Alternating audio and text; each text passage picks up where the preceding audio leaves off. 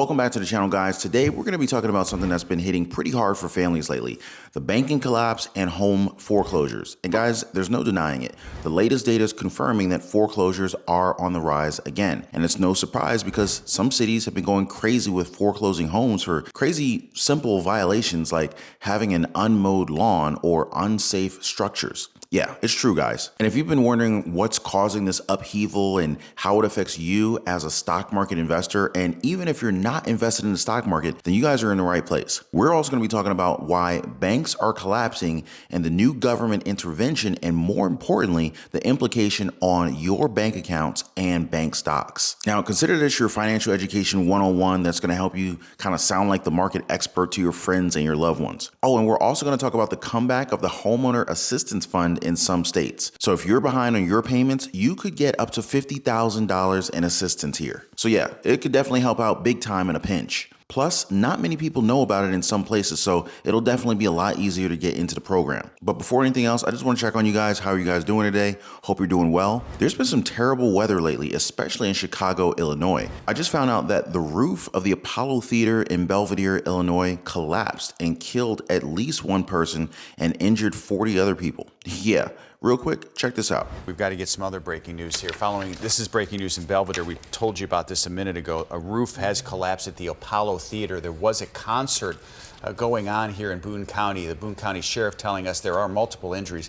This is video just into our newsroom. These are the first ground images we're seeing, and it appears you can see there that the marquee has collapsed. We've seen several people being taken away on stretchers, so this does not look like a good situation in Boone County, and we do have confirmation from the sheriff there that there are multiple injuries. Yeah, we have been seeing ambulances arrive at the scene and first responders at the scene. This is 104 North State Street. So how are you guys? How's the weather in your area? Drop a quick comment down below. And of course, for the best way to invest in gold or silver, silver is actually a less expensive option to invest in and get your hands on some actual precious metals. Hit the link in the description down below for the best way to invest in gold or silver. All right, so first, let's talk about this crazy weather. While things were calming down in Chicago, Illinois was simply having the worst of it. The Apollo Theater's roof just gave up during the storm, and there was pretty much chaos and destruction everywhere. More than 40 people got hurt, and unfortunately, one guy, Frederick Forrest Livingston Jr., passed away. The show was supposed to start at 7 p.m. with Morbid Angel, Revocation, and Skeletal Remains, but unfortunately, it all went downhill. People tried to help him out of the rubble, but the damage was done. First responders were on the scene super fast, and everyone who was inside the theaters have been found. But still, 2 people have life-threatening injuries, and 2 others were seriously hurt. Stay safe out there, you guys, and keep the families and friends of those affected in your thoughts. Now, if it's not the weather that's causing me to lose sleep at night, it's what's happening with banks. Although we've got a bunch of banks that are totally collapsing, with the biggest one being Silicon Valley Bank, the craziest thing is that they didn't go through bankruptcy because of fraud or scandal or anything like that. It was just because plain old bad management and sheer stupidity. So here's what went down. Silicon Valley Bank had been buying up a lot of treasury bonds, which, as we all know, is not a great idea right now with the crazy high inflation that we've been dealing with. The Federal Reserve has been trying to fight this inflation by raising interest rates, and as a result, bond prices have been dropping like crazy. This means that if you got 10-year bonds and the interest rates go up by 1%, the price of that bond is going to fall by around 10%. Yeah, so crazy. So for every 1% interest rates goes up, the bond value drops by 10%. Now, if Silicon Valley Bank had been a little bit smarter, or at least a lot less courageous and a little bit more conservative about things, they could have hedged their bets and protected themselves against these rising interest rates. But they didn't do enough of that. And, well, they ended up just kind of screwing up big time on their risk assessment. And as a result, they had to sell a bunch of their bonds for a huge loss just to make sure that they had enough cash on hand for the many different banking customers that wanted to withdraw their cash. So this caused a bit of a panic among the customers, who were mostly startup tech companies that weren't profitable yet and they needed the cash. So Silicon Valley Bank had to sell even more of their bonds at an even bigger loss just to keep the customers happy. Long story short, customers started freaking out and pulling out their money out of the bank, which led to a classic bank run. Silicon Valley Bank was in deep trouble, and they knew it. They had to sell even more bonds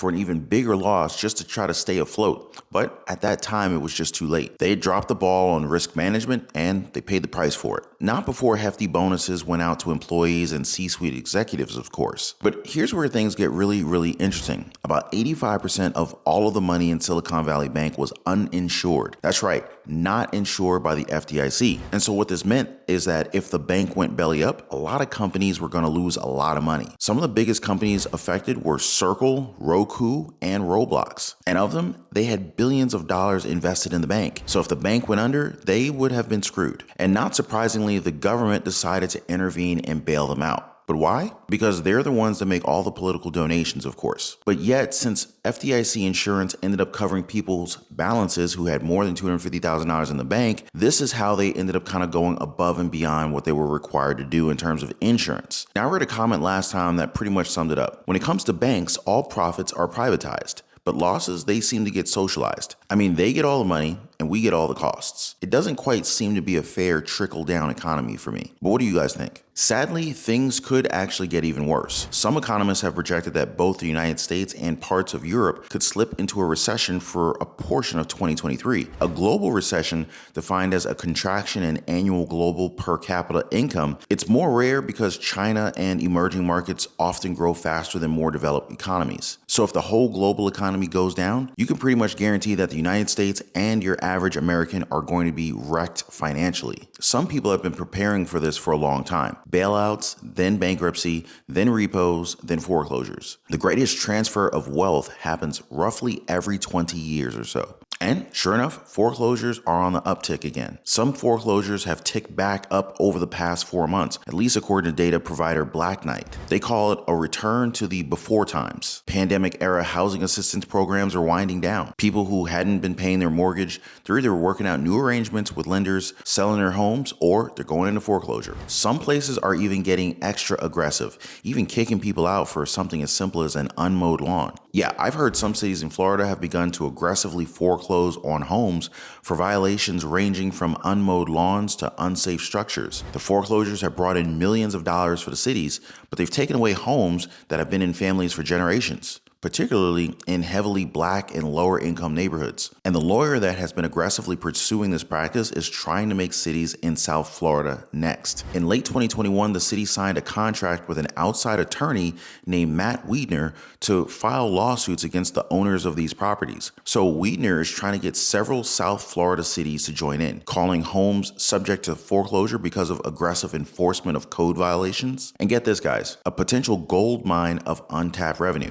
This guy, Wiedner, I wonder how he sleeps at night. So he first attracted national attention for his work helping homeowners keep their properties in the wake of the Great Recession. So at one point, like 12, 15 years ago, he was actually helping people to keep their homes. And so now he helps the cities take people's homes away. I guess it was more profitable to help the cities than to help the homeowners. I don't know. So Wiedner has crisscrossed the state, speaking at and sponsoring conferences targeting local officials, and has made direct pitches to cities all over the state. Cities, they don't have to pay anything up front. And just to show you the damage that he's caused, they did an investigation and found that Wiedner has turbocharged the number of foreclosure lawsuits filed by many of the cities that have inked deals with him. One city, Fort Pierce. They had filed one such lawsuit in the 5-year period before hiring Wiedner in late 2021. Last year, the city filed 57. Can you believe this guy? Now, if you're ever facing anything like this, I want you guys to know that there is help. Make sure you check out the local Homeowners Assistance Fund in your area. So I found an example in Maine, and they help homeowners pay up to $50,000 for their delayed mortgage. Maine Housing just relaunched their Homeowner Assistance Fund, which uses federal C-19 pandemic relief dollars to help with those who fell behind on their payments during the pandemic. So it's designed to assist low and moderate income families who have faced financial hardship since January of 2021. And yeah, homeowners can receive up to $50,000 depending upon your eligibility. To apply, just check out the eligibility and begin the application process. And their website is mainhomeownerhelp.org. Now, I like what Maine Housing Executive Director Dan Brennan said here, quote, "There could be a level of despair that kicks in and says, I'm so far behind, I'm never going to get this fixed. Well, this program is designed to help to solve that. We can fix their problem and move forward, end quote. So let's really hope that it does what it says. Now, I did some searching on Reddit and I actually found some actual people who got some pretty big help from the program. So here's some of what they said. It can be a pain to apply because you need to pull up statements from utility bills and mortgages, but it is worth it. When applying, please make sure to select you want forward payments. Apparently, I didn't select that, and so thankful that a caseworker pointed that out. I had to update the application to state that I wanted forward payments. Another one says, I finally got approved for 18 months for utilities and mortgage. I applied all the way back in the beginning of April. I've been telling all of my friends and coworkers about it. Drop a quick comment down below if you guys want to talk about this some more. Now, aside from dropping a future video, some of our YouTube fam could also help you out. Now, another option is to get help from a real estate company. Some offer options to protect the homeowner's credit by either selling the home through a short sale or even modifying the existing mortgage, which involves extending the mortgage and spreading out the cost of the missed payments over a long period of time. The article mentioned a homeowner who was able to take advantage of this process. They said, quote, it literally put me in a tailspin. I have never been so terrified in my life. I mean, can you imagine being homeless with 2 small kids? It's just the worst feeling ever, end quote. But she was able to get help through this real estate company. She even thought it was a scam at first. Now, with the Homeowner Assistance Fund, eligible homeowners can use the money for past due mortgage or even tax payments. It'll help cover overdue utility bills, including sewer, water, electricity, and even heating fuels. The program can also help pay overdue homeowner association dues and fees or the lot rent for a mobile home that is occupied by one of the occupants. For some eligible homeowners, the program will also pay up to 3 months of future mortgage payments to ensure housing stability. Thousands of Americans are in the same boat, so if you are one of them, please do not hesitate to ask for help. Now, for more information about the Homeowner Assistance Fund, definitely check out the website in your area. Just look up the name of your state plus the words Homeowners Assistance Fund in Google. That should help you guys find it out, no problem. Let me know how it goes. But thanks for tuning in, guys. I hope you guys enjoyed today's video and learned something new from today's financial update. Banks going down and storms raging throughout the country, not to mention foreclosures being supercharged by greedy lawyers. Now, I hope you guys check out that housing assistance program if you need help. And if not, make sure you share this video with a friend or a loved one that might need that help. And remember, stay safe out there, you guys. Appreciate you guys watching. Please be kind to one another, and I will catch you guys on the next one.